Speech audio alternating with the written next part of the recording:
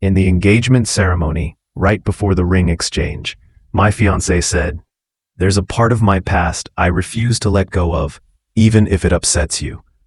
The crowd went silent, waiting for my reaction. I just said, "All right."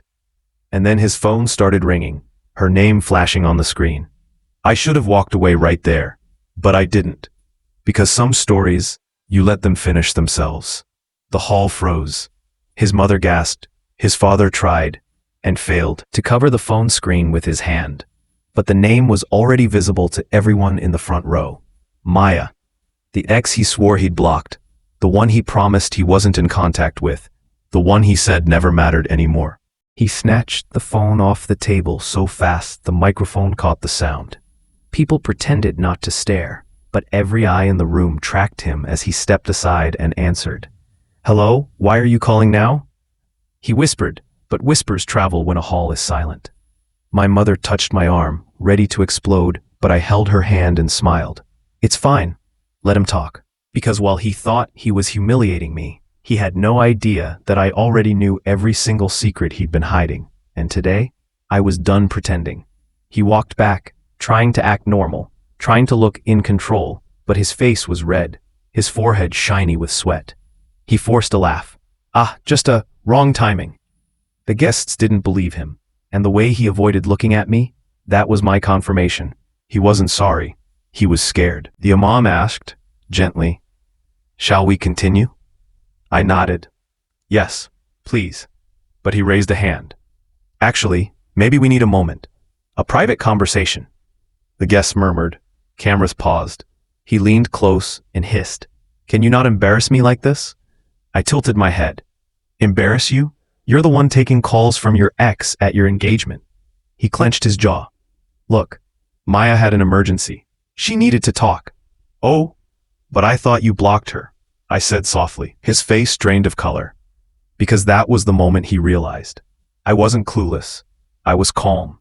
And calm with dangerous. He grabbed my wrist. "We need to talk now." But I gently shook him off. "No, we'll talk in front of everyone." He froze. "Why?" "Because you clearly wanted an audience when you embarrassed me.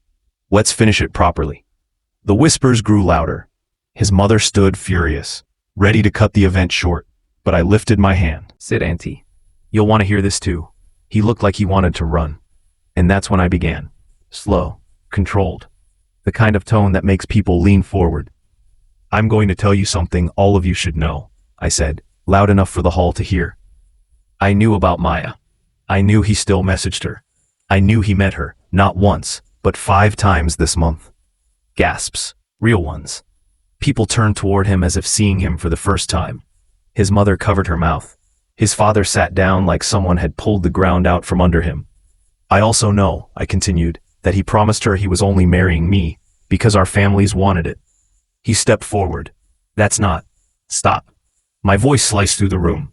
"You said you didn't love her. You said she was toxic, but you couldn't let go. Not because you loved her, but because you loved the attention." He trembled with anger and shame. "You don't know anything." "Really?" I pulled my phone from my clutch. "And maybe you'll want to explain this." I pressed play. A recording filled the hall. His voice crystal clear. "Maya, I'll fix everything. She's just temporary until the pressure eases. Once my father approves the new business plan, I'll break it off." The hall erupted. His mother cried out, "You lied to us." His father stood up furious. "You used our family name for your games." He lunged toward me. "You recorded me? You snooped?" "No," I said calmly. "You told on yourself. You forgot your car has an auto-sync recording system. Every time you called her while driving, it saved everything." His legs wobbled. Someone grabbed him as he nearly fell. "But I wasn't finished. I didn't expose you for revenge. Not yet. I exposed you so everyone knows exactly why I'm about to walk out of here."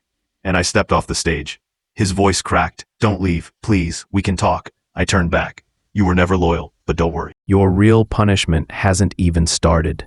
He laughed nervously. "What do you mean?" I smiled softly.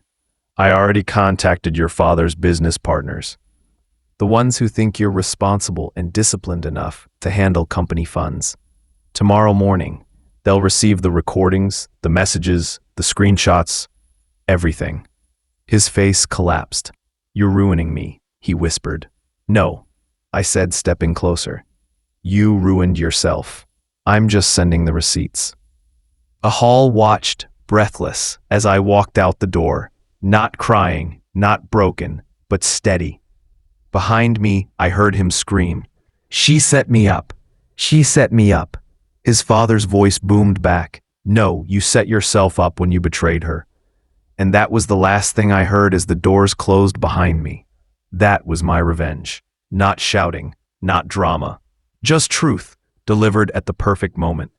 And the next morning, his access was revoked. His accounts were frozen.